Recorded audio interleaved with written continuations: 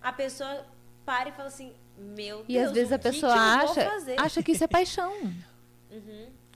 De tal Como que a gente sabe forma... que você tá apaixonado ou se já acabou a paixão? Ou que tá começando a paixão? Acho Daí que que tá existem começando já dá jeito. Eu acho que todo mundo já passou por isso. Chega um momento do relacionamento, de trabalho, de namoro, de amigo, que você olha e diz assim, eu tô inseguro.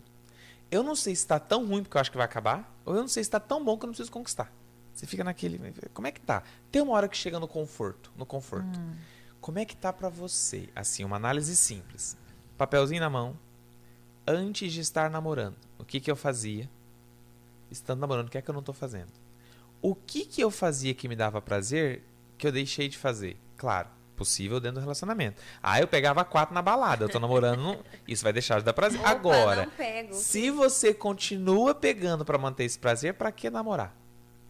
Né? Então, assim, quando você olha, fulano traiu, é porque teve a circunstância. Esquece, traição é uma condutopatia, se você pensar. Tá no teu desejo, tá no teu ímpeto. Porque você pode trair olhando, você pode trair saindo com alguém transando. Enfim, o que leva à traição independe. Uma troca de mensagem de traição? Sim. Sim. Por quê? Porque você teve a intenção. A traição não tá no comportamento, tá na intenção. Claro que as pessoas camuflam isso, né? Não, imagine, é só porque... Mandei mensagem pra Thalissa. Thalissa, oi, tudo bem? Tudo bom, Frank, como é que você tá? Tudo bem, tô ótimo.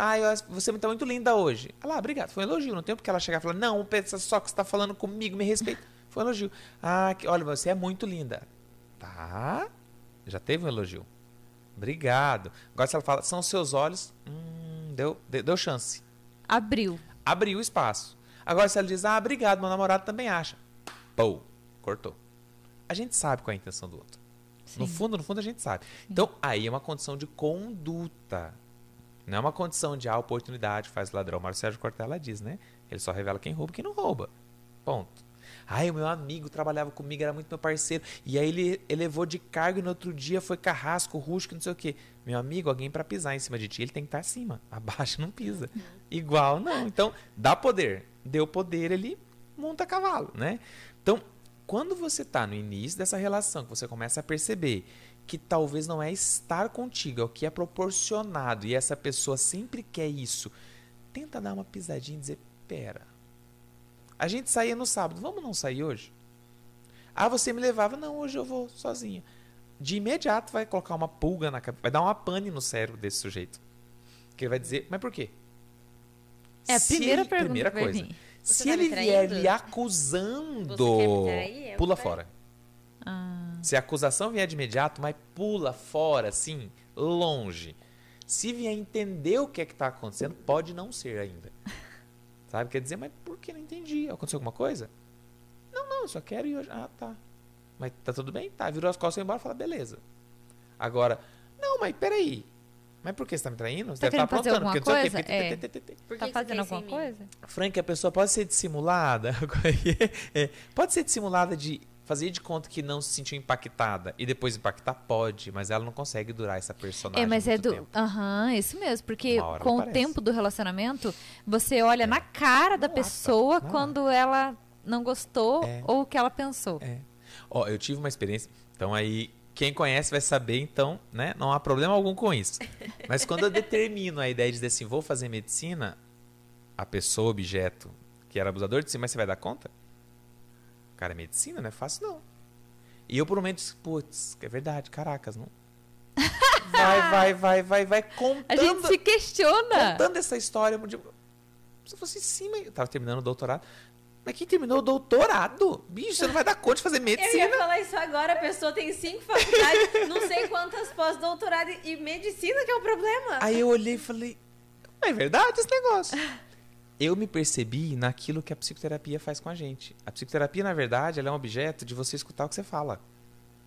Esse é o fundamento da psicoterapia. Quando você está lá, eu sou psicólogo, você está fazendo processo terapêutico, eu só te dou luz para aquilo que você está falando. Eu não digo que é certo, eu digo, presta atenção nisso. Mas por que aquilo? Os questionamentos é a partir da fala. Quando eu falei, caraca, mas é verdade. Falei, aí o razão veio à tona. Aí a emoção, tchau. Aí foi o... Aí, eu digo assim, para começar o namoro foi paixão por completo. Para terminar foi o profissional Frank analisando cada detalhe. E entender que tá tudo certo para ele. não é meu paciente, não é meu objeto de estudo, aquilo que me oferta não tá legal, não tenho compromisso algum, não sou seu pai, não sou sua mãe, vai seguir sua vida, e aí começa. Mensagem de te amo de manhã e te odeio à tarde. Por quê? Porque mesmo me xingando e se eu der espaço, ele vai ter o que ele quer, que é o contato. Por isso que eu comentei em off, por mais que seja ruim, mas tem pessoas que são nutridas pelo xingamento, pela humilhação. Porque o que eu quero é ter contato contigo. Não importa se você tá me amando ou tá me odiando. E tem relações baseadas nisso? Tem, muito. Tem pessoa que tem relacionamento duradouro com outra e mantém essa relação com o ex. Exato. Com amigos, com família. Também. Com família. Você sabe que aquela pessoa que tem família tóxica, ela tá te drenando tudo que você possa imaginar. Você tá ferrado na parte financeira, você não conseguiu alcançar o que você queria, porque você tá ajudando alguém que não tá se ajudando. Eu vou ajudar a pagar tal coisa. E a pessoa tá lá, não vendo onde é que tá entrando. A hora que você fala, meu Deus, caracas, eu não me dei conta disso. A pessoa tem o que eu não tenho. Então, pera, tem coisa errada. Ela tá fazendo coisa que eu não tô fazendo. Ei, peraí, tem alguma coisa errada nesse processo. Ter esse choque de realidade é dolorido ao extremo. E tem pessoa que não consegue ter, e cada um tem ao seu tempo e ao seu modo. É muito difícil. Hoje, por exemplo, dia 18 de maio, é um dia em que se trabalha muito a prevenção e o combate à violência e exploração sexual infantil e adolescente. E tem muitos casos que a gente atende em que essa criança que foi vítima, foi abusada, já foi identificada, pessoa, e ela sente falta. Não é do abusador nem do abuso, é do carinho que o abusador proporciona. Ele não chega e garra. Claro, ao extremo. Você tem crianças, adolescentes que se culpam muito. É porque a gente tem que entender que não é algo assim agressivo. Ele é sedutor. Ele é aquela sedutor.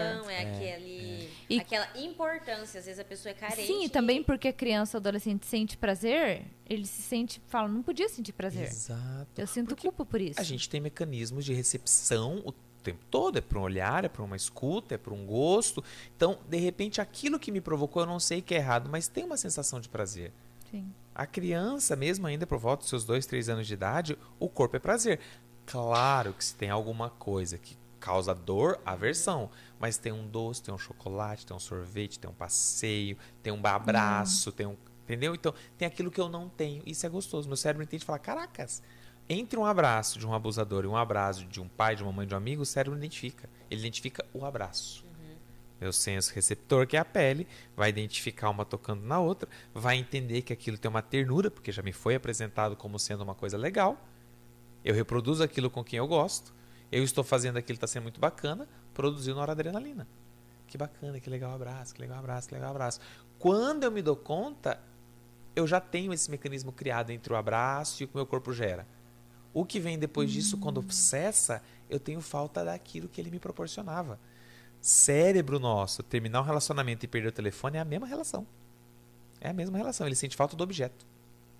Se você tem lá, perdeu um iPhone, sei lá, te roubaram, e você não tem dinheiro para comprar um iPhone 14 que custa 2 rins e uma córnea, mas você pega um Samsung lá, né, A3, que serve para você mandar mensagem. O cérebro já fala, opa, não estamos avulsos. Por isso que você tem um relacionamento abusivo ou termina, às vezes você pega o primeiro que passa. Não é um iPhone, mas cumpre a função, entendeu? Tá bom, tá tudo certo. Você então, troca um apego, no caso? Exatamente. Você coloca outro no lugar. Porque você já tá trocando, né? Essa sensibilidade, ou essa ausência de afeto, ou essa carência de afeto, é alguma coisa dentro da gente não resolvida. E, Frank, agora me passou um questionamento. Tem como a gente qualificar, por exemplo, olha, dentro do relacionamento, para ele não ser abusivo ou não ser, de certa forma, tóxico, eu não posso ser apegada? Ou, de qualquer forma, você vai ser apegado? Porque, assim, é difícil você não se apegar na pessoa que está com você. É quase impossível, como na verdade, qual é a linha que delimita isso? Se você, em tese, se você não se apega, por que você está tendo ali o... Exatamente. Né? Isso vai explicar por que os relacionamentos duram 50 anos e hoje dificilmente, né? Sim. Por que meu avô, por exemplo, completou com a minha avó 55 anos de casado? Nossa. Eu não tinha possibilidade de separar na época. O meu avô faleceu com o segundo estágio de Alzheimer aos 93 anos. E quando ele fez ali os seus 85, ele chega pra gente e diz assim, ó, não conta nada. Tava no primeiro estágio de Alzheimer. Conta nada, mas eu vou me separar de sua avó. Falei, vou, nem é jogo, né? Nessa altura do campeonato, nem vale a pena. Não conta nada. E se ele ia se separar, por que não contar? É segredo de quem? Né? Separa. Mas se não tem afeto, não tem razão para existir. Tudo na vida. Agora, vamos pensar internamente. Neurofisiologicamente dizendo. Então, nosso corpo é movido por conexões neurológicas. Eu tenho um neurônio que vem com outro neurônio, que se conecta. A hora que eles se conectam, eles trocam informações. Essa troca é chamada de sinapse. A gente vive a partir de sinapses. Cada sinapse dessa tem uma reação química que a gente chama de bomba de ação. Essa bomba de ação promove uma eletricidade e essa eletricidade faz o meu corpo produzir hormônios.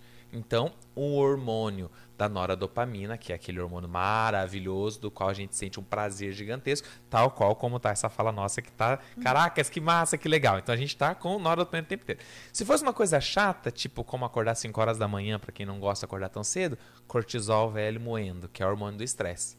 Pouquíssimas pessoas acordam às 5 da manhã felizes da vida. Quem vai pra academia acorda triste, fica feliz quando chega na academia. Eu sou daquele que chego na academia triste, saio triste, vou ficar feliz meio-dia. Eu não sou um cara da madrugada, de manhã. Esquece. Não me produz noradrenalina. Tenho que acordar? Tenho. Eu vou segunda-feira pra faculdade em Salto, eu acordo 4h30 da manhã. Acordo feliz? Jamais. Quando a pessoa vai comigo, às vezes, de carona, tem uns colegas, eu digo, a hora que passar de Umuarama, a gente troca uma ideia, tá? Até o Umuarama, deixei eu com a minha música aqui e tá tudo certo. Vão dormindo aí porque a alma não conectou no corpo. Eu me permito não ter que me forçar a ser algo que não é legal só para agradar o outro. Filho, fica no teu bolho aí, no seu mundo isolado, depois a gente conversa. Tirando isso, se me der espaço, 3 horas da manhã, eu tô, vamos conversar, trocar uma ideia, entende? Então, é respeitar os seus limites. Pois bem, cada vez que o meu corpo produz isso, eu vou identificar momentos e circunstâncias que o meu cérebro vai entender que são legais e que vai me produzir noradrenalina, o hormônio do prazer. Junto com ele vem a serotonina, que é o hormônio da felicidade. Estar numa relação de amizade, de relacionamento, etc., faz com que eu vá criando circunstâncias que me gerem essa produção. Então, a gente começa, tá ali, se conversa e vai, papo. Tudo bem, como é que você tá? Não sei o quê. A gente tá ali marcando de encontro. Vai um dia jantar. Né? A advogada janta na Ana Bistrô, patrocina Ana. A gente marca um encontro lá e tal, e não sei o quê. Que bacana. Ali teve um momento muito legal, trocamos uma ideia, tinha um interesse, há um afeto, há algo que o meu cérebro registra como sendo um lugar que foi legal. Com quem? Com a Thalissa, foi bacana. A gente repete, e a gente repete, e a gente repete. Pode ser de uma vez por mês, pode ser 3 dias seguidos. Advogado ganha bem, a gente faz 3 dias seguidos. Aí o meu cérebro entende que isso gera prazer para ele. E a ausência disso dá uma estranheza. Todo dia a gente troca uma mensagem. Bom dia, como é que você tá? Tô bem, não sei o quê. Aquela frescura toda de quando tá conhecendo alguém, né? Boa tarde, como é que foi o dia? Foi bem? Você dormiu bem? Você dormiu, não sei o quê. Então tá bom, dormiu bem. Você também. Amanhã, bom dia, aquele negócio todo. De repente, um dia eu acordo, ela não tem a mensagem de bom dia. Ponto de interrogação no meu cérebro. O que aconteceu? A princípio, ele vai treinar pro pior que possa acontecer, que é, vixe, tô avulso, ferrou, perdi a presa, lascou, não tem mais. Mas ele não quer lidar com isso, então ele vai dizer, não, ela não acordou ainda. Hoje ela tem mais tarde, tal. Aí eu olho, não tem bom dia, não, mas ela pode estar ocupada, ela foi pra uma audiência, alguma coisa, sei lá, algum cliente, né? Deu meio dia, eu digo, putz, deu... Oi, tudo bem, como é que tá? Almoçou? Zero interação, o cérebro já começa a se preparar pro pior. O cérebro humano é o nosso melhor amigo e o nosso pior inimigo. Ele vai começar a dar cheiro, volume e corpo um troço que não existe. Vamos supor que eu olhe a rede social e ela posta um stories. Mas ela não mandou mensagem pra mim. Aí, dependendo da forma como eu lido com isso, eu vou tentar entender por que ela interagiu com todo mundo, menos comigo.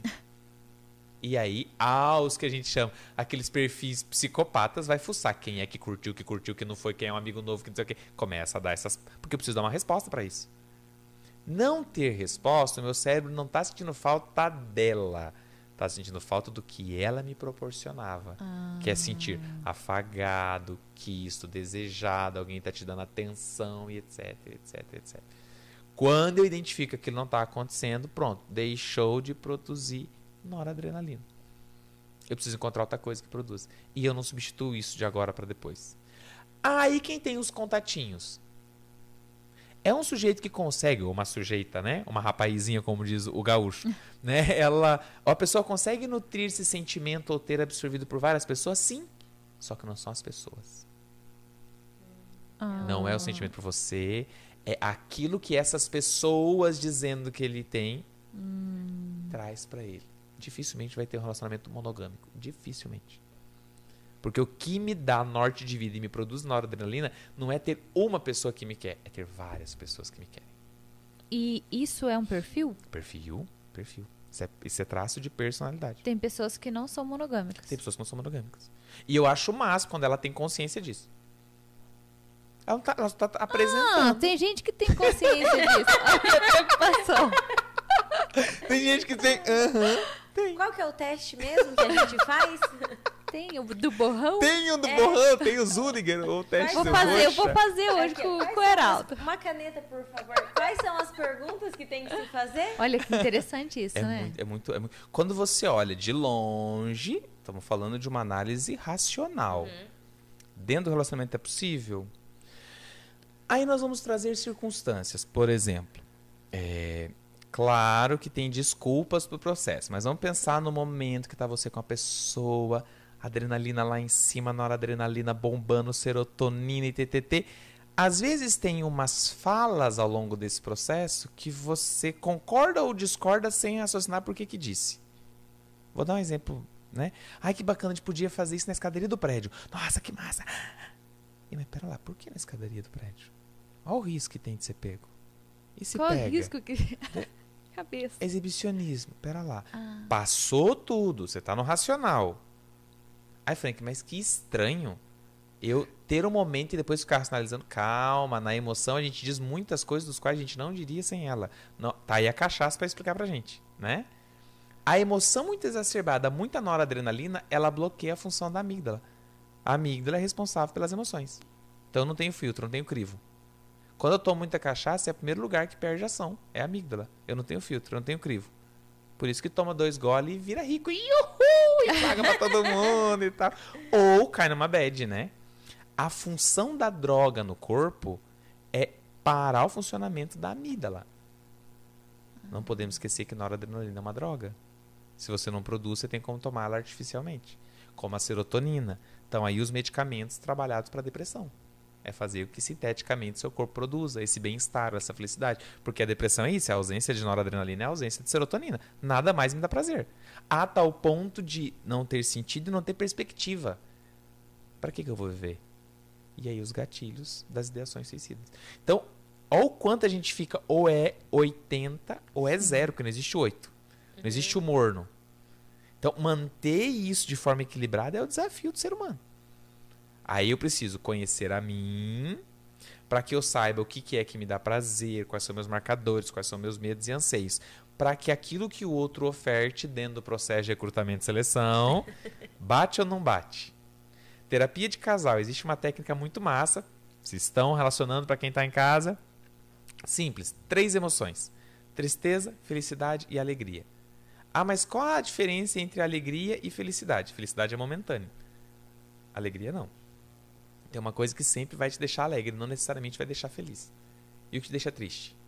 Senta um de costinha pro outro e vamos fazer eu com a Mari.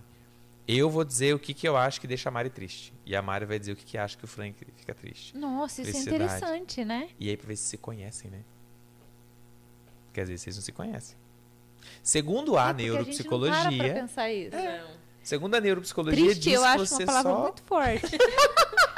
Diz que você só está preparado para conviver com outra pessoa se você viu ela chorando, se você sabia o motivo. E esse motivo não era você. Se você vê alguém chorando, se você sabia o motivo e não era você, casa. Casa. Porque você não está fazendo essa pessoa sofrer porque você não era o motivo. Você tem liberdade com ela ao ponto dela te contar o que faz ela triste. E ela não quis esconder de você um sentimento dela, que é o pior sentimento, que é o choro. Basta a gente contar quantas pessoas a gente já viu chorando, quantas pessoas a gente contou. Olha o tamanho do apartamento que eu aluguei na cabeça do povo. Um triplex. Um triplex. Interessante isso, né? É maravilhoso. A mente humana é fascinante demais. E agora, nessa nossa era, que nós começamos a olhar para os sentimentos. Porque antes ninguém olhava Ninguém olhava, né? para os sentimentos. E é difícil até pra gente, assim, identificar algumas emoções nossas. Eu tenho dificuldade, às vezes, de identificar. Mas o que eu tô sentindo? Por exemplo, eu tô sentindo raiva? Eu tô sentindo medo? Por que eu fiz isso? Eu fiz isso por medo? Eu fiz isso porque eu queria fazer? Eu não sei, daí eu fico pensando, será que eu me arrependi de uma coisa que eu queria fazer? É muito difícil a gente se analisar e é claro que pra gente olhar pra dentro é muito feio. Então é difícil A de gente tem a olhar. nossa pior versão, né? É. A gente E tem sem- medo dela. E sem dizer que, dependendo de como foi ali, os seus sentimentos eles não eram muito validados, nem explicados. Sim. Tipo assim, nossa, você tá fazendo tal coisa. Por quê? Não era, para de fazer isso, cala a boca, entra no seu quarto, para de fazer isso, senão eu vou te bater. Não era assim, Tá fazendo birra. por que você tá é, chorando? é.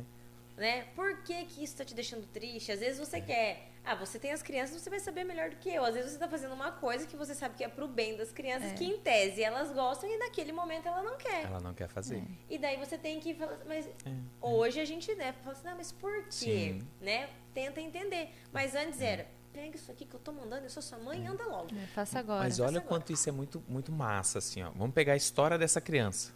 Aproveitando a história dessa criança. É minha, Né? pronto. Vamos prosseguir. Ela não sabe de nada, ela não tem noção de nada. No entanto, que se você hoje vai olhar, cognição é o funcionamento do cérebro. Vamos pensar assim. Os pensamentos e entender esses pensamentos. Há um sujeito até os 5 anos de idade, esquece, não tem cognição. Olha, ele não sabe, então... Não.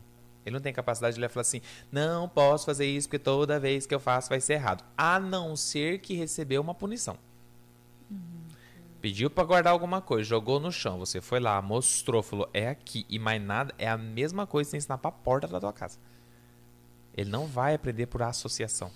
A não Mãe, não ser que adiantou. tenha um reforço ou uma punição. Melhor forma de trabalhar com criança, espelhamento de comportamento. Ai, por isso que ela me punia tanto. Meu Deus. Tá vendo, mãe? O que Culpa é sua. espelhamento Acho que de deu certo, comportamento? mãe. O neurônio, existe na formação dos neurônios chamado neurônio espelho. Ele captura aquela informação e guarda, ele captura e guarda, ele não faz associação, ele não conecta, mas se isso for relacionado ao comportamento do adulto, ele consegue fazer essa ligação. Então, eu vou dar um exemplo muito... Ai, gente, todo mundo briga comigo. Trabalhar com uma criança de 5 anos e um cachorro em adestramento é a mesma coisa. É a mesma coisa. Não espere que ele vai entender que ele tem que fazer pipi lá fora em cima do jornalzinho. Tem que ter o pipi dog, tem que ter um negócio, tem que ter isso, né? Então eu tenho um amigo, Eric, no Amazonas, que é uma graça, ele dava esse exemplo. Então ele, quando a gente começou a estudar a análise do comportamento humano, que é uma das teorias da psicologia, ele dizia assim, eu vou ensinar meu cachorrinho a fazer cocô na caixinha de areia. E ele foi estudando e ele dizia, chamou o cachorro dele de Skinner, que é um dos teóricos dessa teoria, né? Responsável por essa teoria. Aí ele falou assim, ó, eu tô lá, ele fez cocô fora da areia, eu fui lá, esfreguei o focinho dele no cocô, esfreguei na caixinha de areia. E eu, Frank, eu fui 30 dias. Quando chegou um mês depois, eu falei, e aí? Ele falou assim, agora ele tá fazendo sozinho. Ele faz o cocô, esfrega sozinho o focinho no cocô, esfrega sozinho na caixinha de areia. Olha Mas só. ele tinha que fazer cocô na areia, mas ele não sabia que tinha que fazer isso. Ele foi condicionado. O nosso comportamento, até os 5 anos, ele é condicionado. Senta no cantinho, pensa, esquece, tá jogando saliva fora. Porque a memória, nesse momento, ela não faz associação. Tal qual o marido que tá na frente da TV num dia de domingo assistindo futebol. Amor, não sei o que, não sei o que. Aham. O aham quer dizer vaza, sai, me deixa, me larga. Depois a gente conversa. Aham. Porque o foco é aquele. Não associa, não raciocina. Naquele momento, não. Então, a essa criança, até os 5 anos, não tente explorar o cognitivo dela. Então, se vai fazer uma punição, quer que ela aprenda... Ou insere uma coisa que ela não gosta, ou tira uma coisa que ela gosta. Dá trabalho. E dá muito trabalho. Porque depois, até os 4, não, mas dos 4 aos 5 ou 6, vai testar todo dia para saber se você aguenta. Então não pode, ele vai testar. Tô preparada. Não pode. E o seu é dupla, né? É em Aí Uma que dupla complica, dinâmica né? lá em casa. Cuidado, que eles podem formar mais um e ter uma quadrilha. Juntou um primo e esquece. Eles já fazem combinados, assim, né? Vamos bater em tal pessoa. Já tem a gangue, já tem. E a Ana Helena é a cabeça. Já tem um espírito de liderança. É ela Liderança. que fala. Ela que comanda. coordena. Ela Vamos que organizar aqui, Gabriel. Vambora, vai. Você vai fazer isso e eu quero. Né? Isso é uma característica muito bacana de ser preservado na criança, deve ser né? muito engraçado. Já pensou? É muito massa, é muito massa. Então, assim, vai olhando para esse cérebro humano e fala, tá, mas em que momento há essa falha que rompe o comportamento ou uma conduta para que ele seja um criminoso? Não rompe, já nasce. Ele já nasce corrompido. Já nasce corrompido. O que ele tenta é treinar. O ambiente, a tendência, porque ele já tem pais, é não ser tão amistoso. Então ele segue. Aí na escola tem a primeira forma de que não pode fazer, não deixa. Nós, professores, não somos formados para trabalhar com essa inteligência emocional. Nós somos a população que mais sofre de transtorno mental. Tá aí depressão e ansiedade para dizer isso. Né? Por vários motivos. Então, assim, eu não estou conseguindo lidar com o meu, vou lidar com o seu, deixa aí. Jogo da batata quente. Batata quente, quente, quente, quente, quente. Queimou. Quando é que queima? Quando ele sai do colégio municipal, normalmente, vai para a escola estadual, onde a estrutura é cada vez menor, não é um reconhecimento de ninguém, não tem a ver com o governo, enfim, é uma estrutura que a gente tem no Brasil disso. Né? Aí, no particular, que ele não sai, aí começa a ter os problemas, né? Porque às vezes em casa ele pode tudo. Na escola é que ele não pode. E é difícil dar limite. Aí é um problema. É difícil dar limite. É um problema. Porque a gente não consegue manter, sabe? Quando a gente... Porque nós temos outras tarefas, né? Então, eu fico pensando... Fico o dia todo em casa, perco a paciência. Sim. Chego, trabalho o dia todo, à tarde, perco a paciência. Eu fico pensando, meu Deus do céu, né? É que hora que eu vou ter paciência? Eu já fiz... Eu não tô me aturando, gente, pelo amor de Deus. Pois é, tá terrível. Não é e um processo aí, fácil. muitas vezes, você vê o filho fazendo uma coisa errada, a primeira vez que ele vê, que ele faz, você vê e repreende, ensina a forma correta. Na segunda vez que você chegou cansado, cara, você olha e fala... Deixa. Porque você se sente culpado também de acabar de chegar, sentar e punir o teu filho, que ficou o dia todo sem te ver. O dia inteiro, Isso. coitado. Chega brigando. Aí, quando você tá descansado, fez, você fala, mas eu já não falei pra não fazer isso? Gente, quem que entende? Eu fico pensando, quem que me entende? Por que tem hora que eu posso e tem hora que eu não posso? Esquece, ele olha. não vai dar condição de fazer E isso. às vezes eles olham com uma cara surpresa, tipo, Como Eu não posso fazer?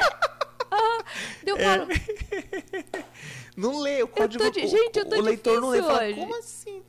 Ah, em casa pode, na escola não pode. Mas por quê? E às vezes a minha filha fala pro meu marido, papai, a mamãe chegou, tá brava.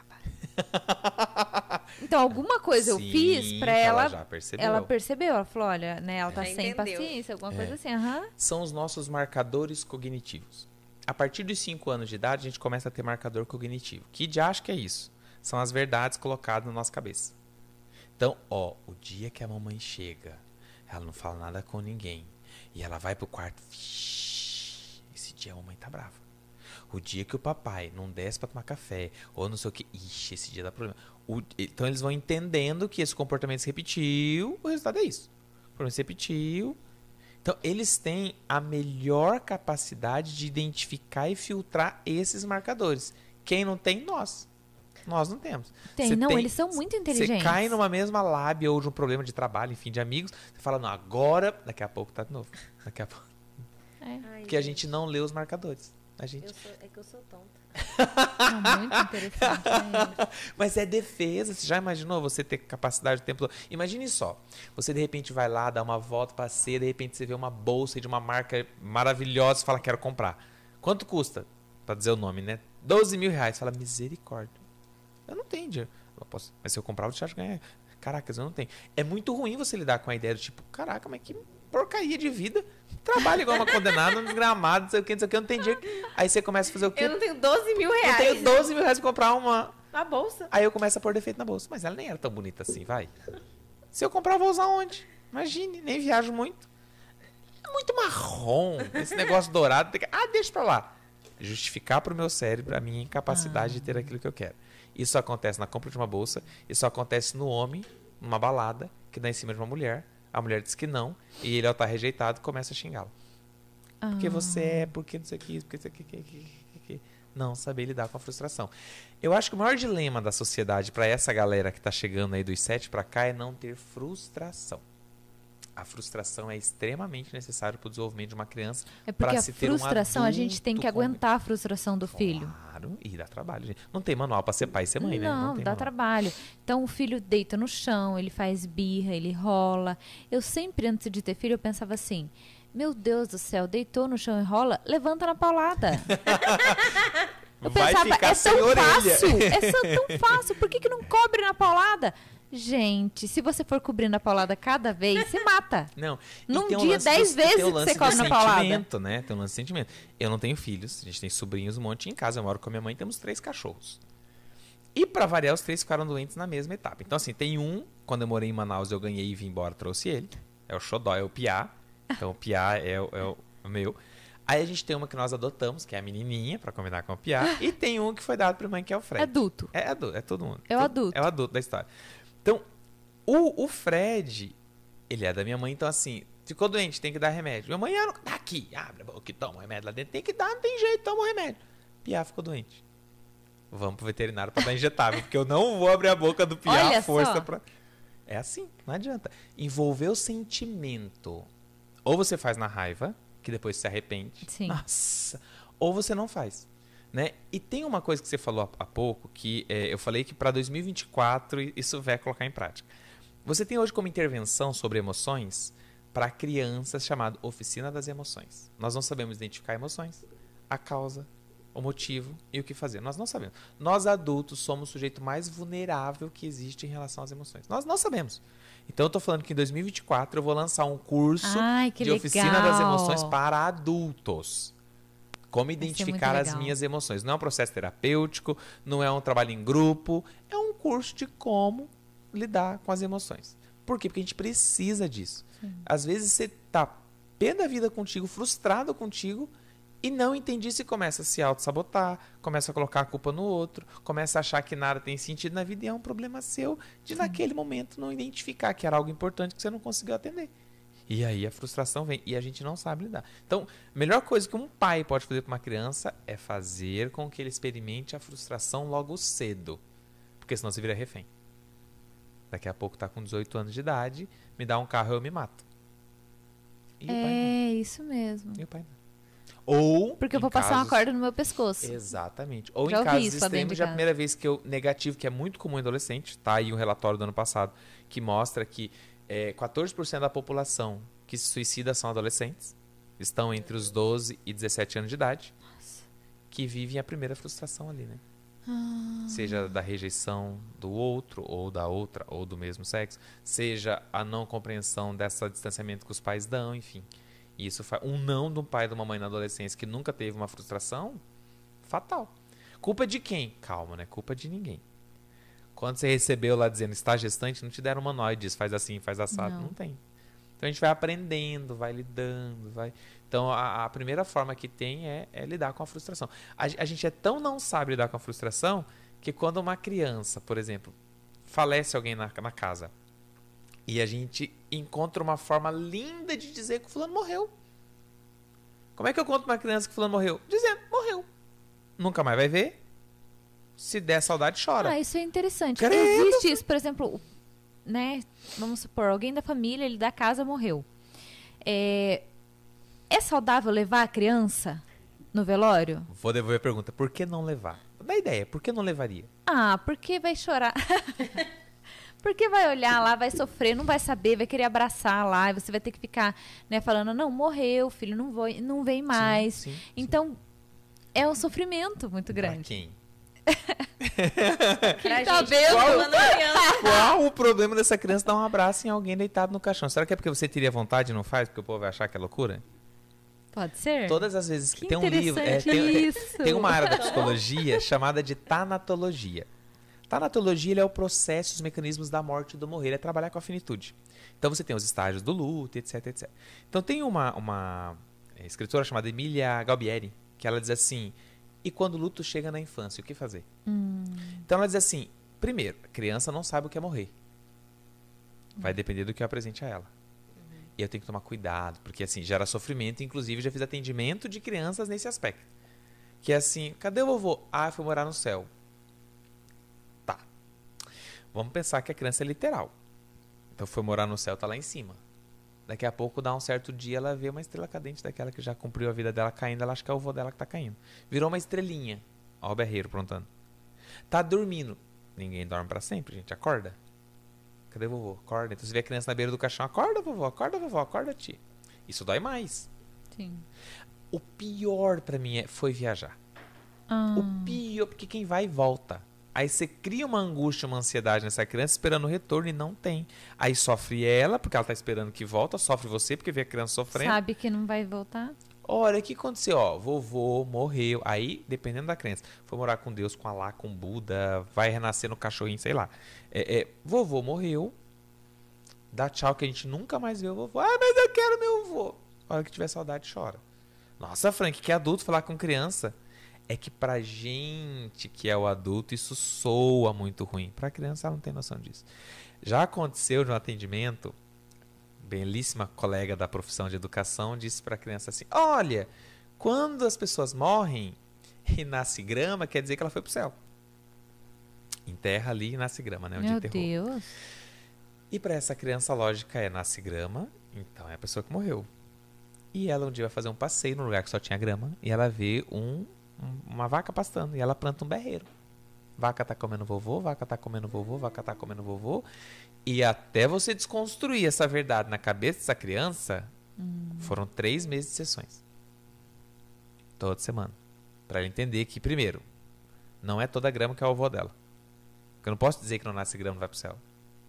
Onde a vaca tava pastando, é onde seu avô foi enterrado? Não. E isso envolveu ir no cemitério com essa criança. Moça, olha o tamanho do trabalho e do problema. Uma coisa tão simples, quer dizer assim, morreu. Leva. Ela não vai viver um luto porque ela não tem o luto. Ela vai viver a saudade da ausência daquilo que aquela pessoa fazia o corpo dela produzir. Se ela sofre, ou a gente sofre, é porque tinha alguém que fazia a produção gostosa no corpo da gente. Morre pessoa todos os dias, você não sofre por ela todos os dias. Então, tá aí um tabu.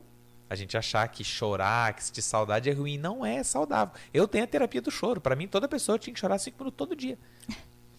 A cabeça da gente é como uma panela de pressão. Você tem a válvula. Todo dia às 10. Chora no banheiro, não tem problema. Você fala que é o shampoo que caiu no olho, tá tudo certo. Porque a gente vai sobrecarregando, chega uma hora que essa panela não dá conta.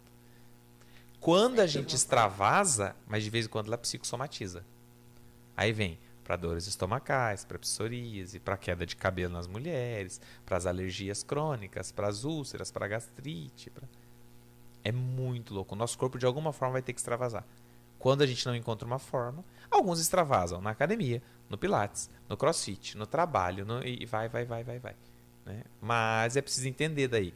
É uma terapia para que eu possa esvaziar minha cabeça ou é uma fuga para não lidar com outro problema? É fácil lidar com o humano, tá vendo? Não é uma coisa difícil. Interessante, né? É uma coisa, Meu Deus. Então é muito claro. Ah, Frank, então quando você tiver um filho vai ser o melhor? Não vai. Não vai, né? Não é meu cliente, não é meu experimento, não é meu paciente, não é? É o filho. Por isso que eu repenso a possibilidade de ser pai. Será que vale a pena? Será eu não sou a pessoa certa para te dar uma opinião. Não está descartada a possibilidade, mas será-se, como diz o amazonense? Sabe, é muito fantástico, assim, Frank, você vê que é a tua continuação. Porque você se vê nos teus filhos. Claro. Né? Eu me vejo nos meus 2 filhos. E o interessante também de ter 2 filhos, né? Porque eu só posso te falar dessa experiência que eu só tenho 2. Claro. É de uma vez. A troca e a inteligência ali entre eles. Eles são muito inteligentes. Né? E eles já têm, vou te falar assim, como se fosse uma simbiose ali, uma coisa de conexão. Uma coisa assim que a Ana entende o Gabriel, entendeu? Antes de eu entender. Ela já chega defendendo. Vem e me fala também, mãe, o Gabriel quer tal coisa. É incrível isso. Aí eu falo, não, filha, não é isso que ele quer. Ela fala, sim, e daí ele repete que é o que ela falou. Então, é uma coisa, assim, incrível. Aí você vê fazendo as coisas que você faz também, repetindo, né? Sim, os teus movimentos. Isso é muito legal. Deve ser a sensação mais maravilhosa da vida. Mas é um calcanhar de Aquiles. Porque você se torna... Eu me tornei muito medrosa depois que meus filhos nasceram. Nossa, pânico é o que as mulheres mais têm. E não assim só de, por exemplo, bandido, acidente de carro. Não. O meu maior problema é negócio de doença. Porque eu, antes de ir pra qualquer lugar, pra casa de uma amiga, eu ligo antes e falo... Oi! Se tiver filho, pequeno principalmente. Vocês estão tudo bem aí, então? Nossa.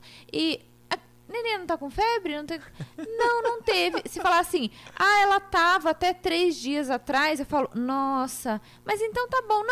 Não é nada não. Só pra saber. E falo, não vamos. Porque o vírus ainda pode estar lá. Porque é 7 dias sem dormir. Claro. E daí você fala, e se meu filho pega e dá um negócio diferente? Então, é uma coisa que a gente começa, e daí os amigos da gente ficam com raiva da gente.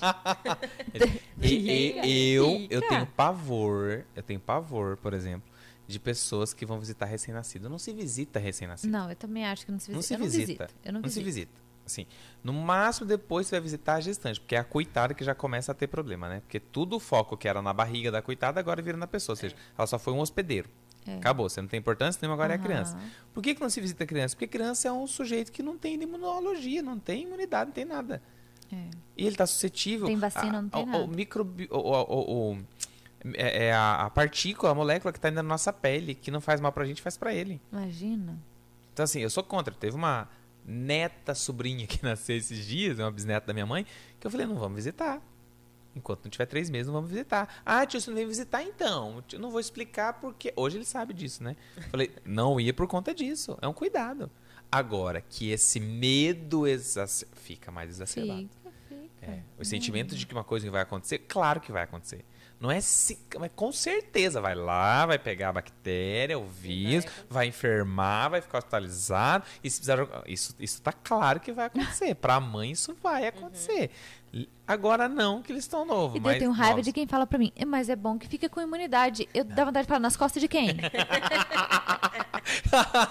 Que ódio! Não, para ganhar a imunidade ele precisa ter a vacinação. Ponto. Meu Deus! Ou ter contato com o vírus, mas não Thalissa precisa ser fica agora. 5 dias sem dormir pensando na imunidade que as crianças estão adquirindo. Faça meu favor. Acorda o ser humano que falou da imunidade 3 horas da manhã pra ficar balançando criança, fungando com o nariz trancado. Com dificuldade de respirar e a mãe pior ainda, porque daí sofre porque ele não pode respirar, enfim. Aquele complexo todo. Eu tenho 2 coisas assim que eu olho para as pessoas e digo, eu já fui de comprar muita briga, agora eu fico quieta assim. Porque tem coisas que não adianta você, né, tentar explicar. Porque 2 coisas, que é quando uma mulher diz assim, eu não quero ser mãe, o povo, meu Deus! Ai, gente, calma. Tem gente que não quer nadar, tem gente que não quer ter carro, tem gente que... Ela só não quer ser mãe, ponto. Entre os males na sociedade, entre trazer alguém ao mundo e não ter condições, estrutura de criar, então opte por não ter. Você tem um monte de métodos contraceptivos para isso. Agora, também depois que vem ficar dizendo se é certo ou errado, vai lá, faz e faz do teu modo. Não fica apontando, tá errado, tá certo. Vai lá, minha filha, coisa lá, passa 9 meses. E a dor que dá quando você pune um filho, é um negócio que ninguém imagina o que é. Porque você fala... É a extensão do seu corpo, né? Está punindo você. E a criança não entende muitas vezes, assim, você não entende. Eu já cheguei a castigar meus filhos, e daí a criança olhar pra você chorando e falar, não fica brava, mamãe. Desculpa. Porque tem eles não têm noção por quê, entendeu? Não. Ele não tem sentido. Então, assim, vamos lá, por que eu tenho que punir uma criança? Porque de repente ela fez alguma coisa do qual eu entenda que é errado ou tá fora do combinado. Ou te enfrentou também. Ou te enfrentou, tem uma coisa que irrita ela muito, vai que é testando enfrentar, eles enfrentam. Ela vai testando. Com o que tiver na mão. Com o que taca, com o que taca. Faca e aí faz contigo aquilo que você deixa até o momento que você deixa. Tem um caso muito clássico que eu atendi, não vou dizer de onde era, porque senão a pessoa vai ligar, muito fácil isso. Mas um dia me liga e diz assim, ele tá aqui em casa, tá com uma faca e diz que vai me matar. Ele está fazendo o quê? Tô dentro de casa, sai. Mas o perigo... Ele não vai se matar, ele falou que vai te matar, sai.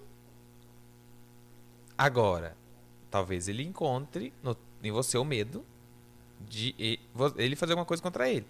Se ele despertar isso, você tá ferrada pro resto da vida. O dia que você disser pra ele que você tem medo dele fazer alguma coisa contra... Minha filha. Acabou. Acabou pra ti. Você pode vir aqui, vou. Cheguei lá, que foi? Nada. Porque eu era o tio da brincadeira. Como assim o tio da brincadeira viu isso que eu tô fazendo? Tinha 7 anos.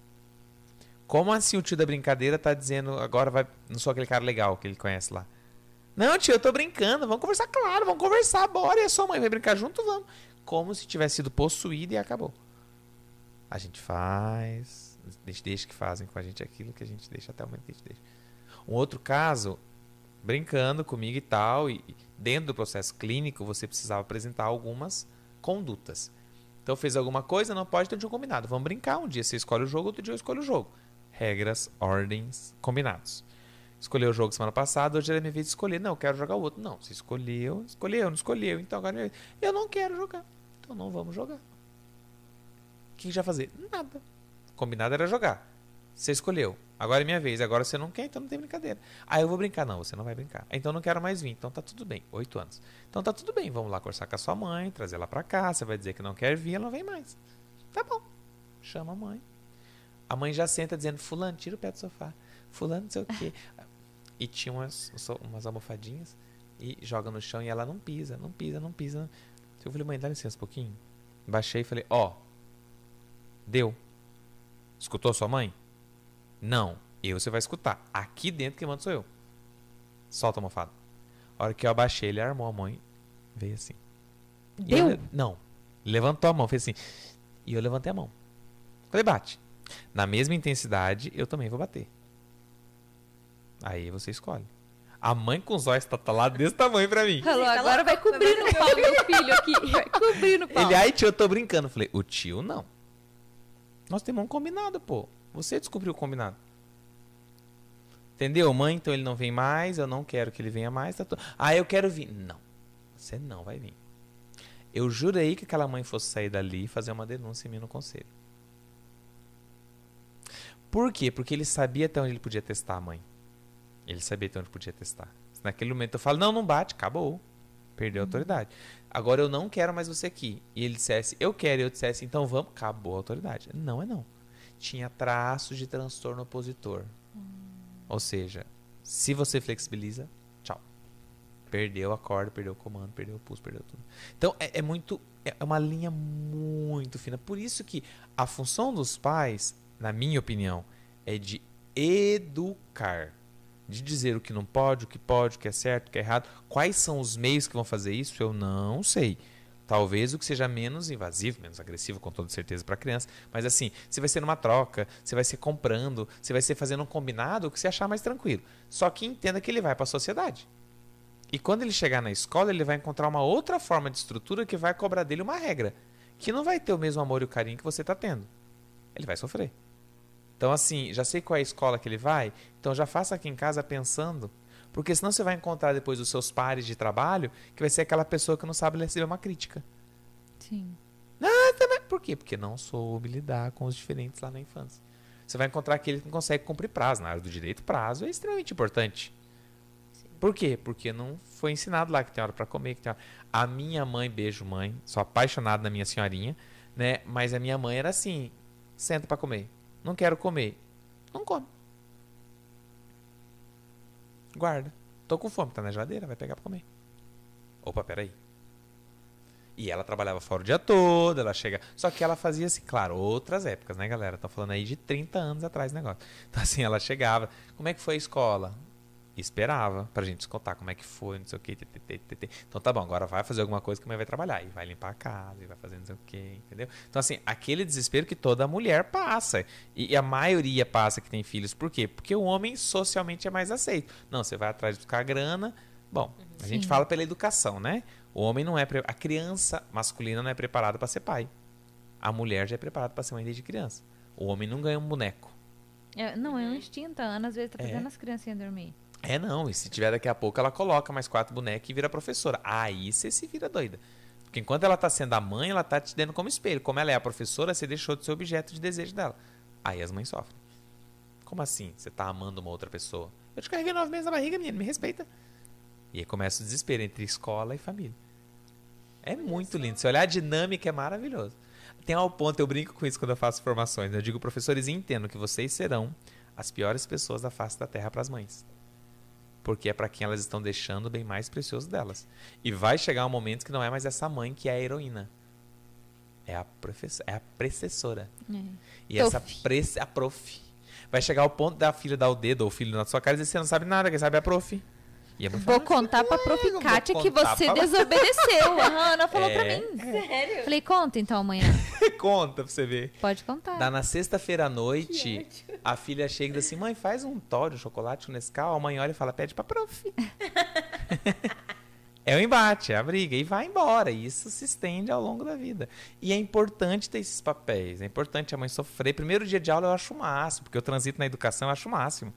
Tem aquelas crianças que você chega, deixa, a criança tá de boa. A mãe tá ali, mas não vai passar mal, mas não vai chorar, mas não vai dizer o quê. Mas... A criança entra pra sala, a mãe chora. Volta pra casa, pro carro, abre... Eu fiz Ela isso. tá bem? Tá, mãe, esquece. Deixa.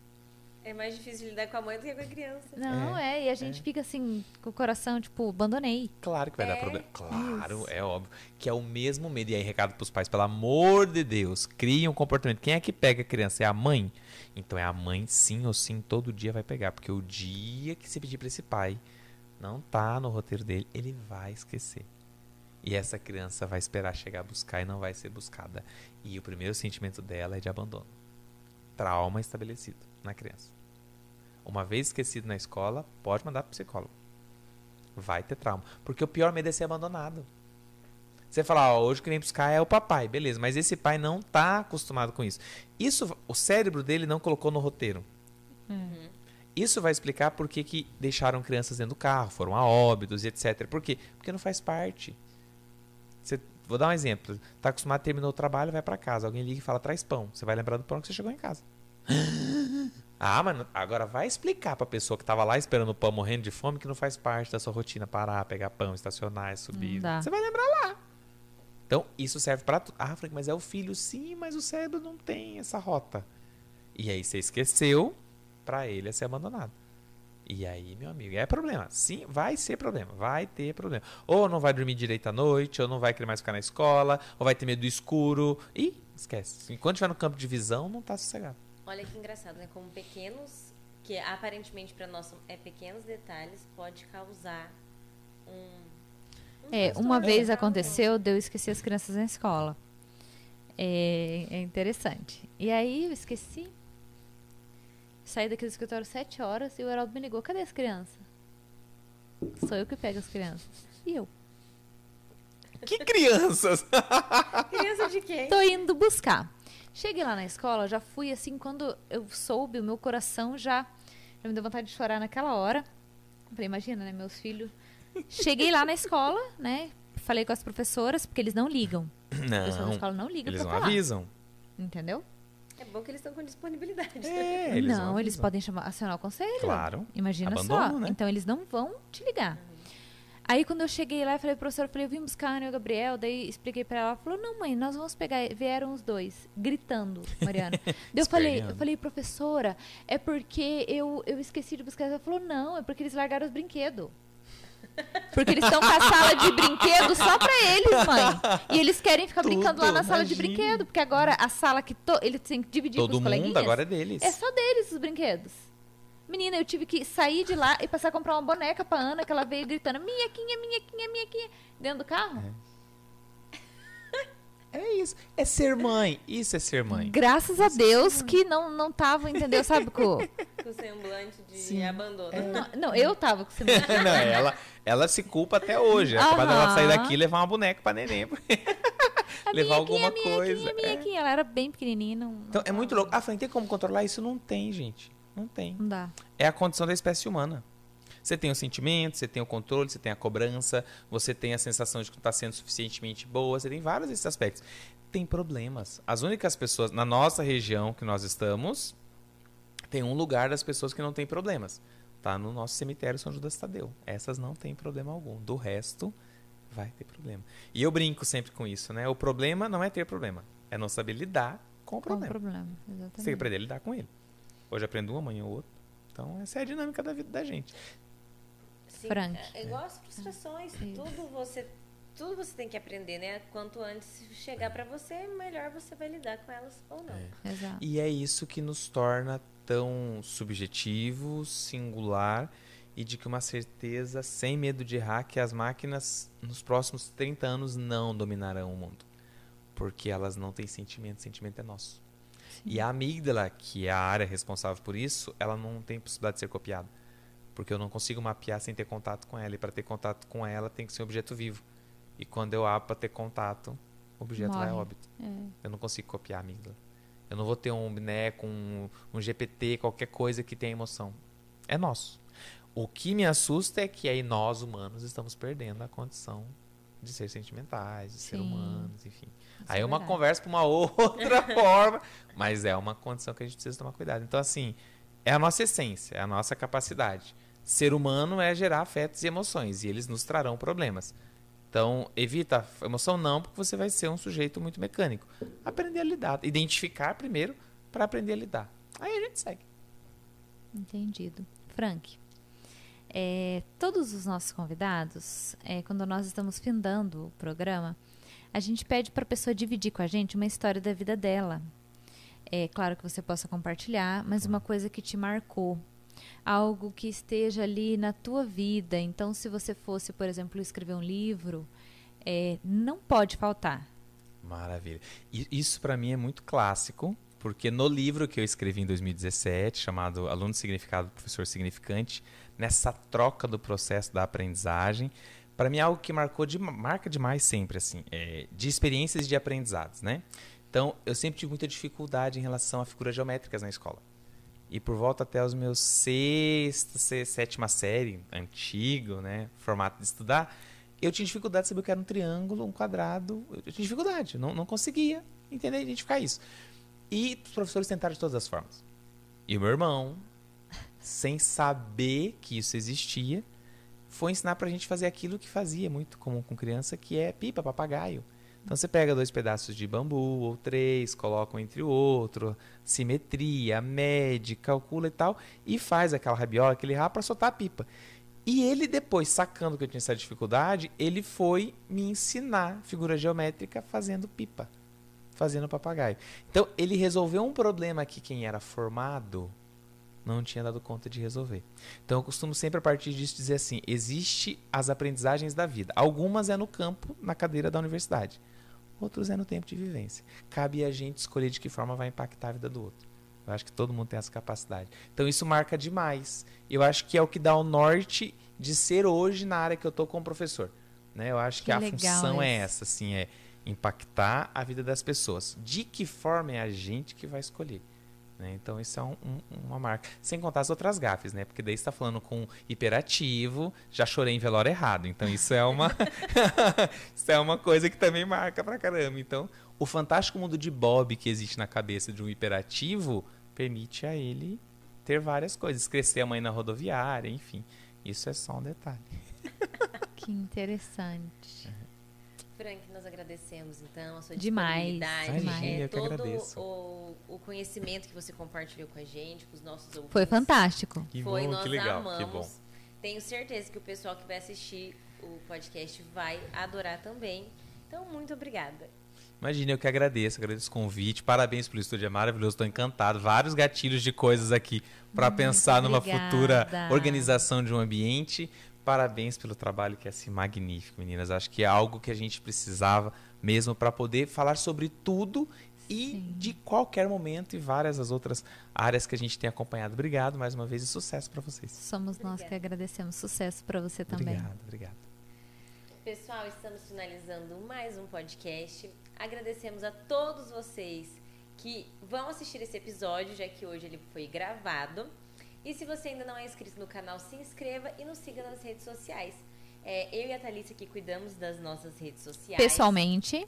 Então, tudo que vocês mandam nas nossas redes sociais, todos os comentários, ideias, dicas, pessoas que vocês querem ver aqui, nós vemos e analisamos e entramos em contato porque nós fazemos isso para vocês. Então, muito obrigada por ter ficado até aqui. Se inscrevam no canal. Beijo. Beijo.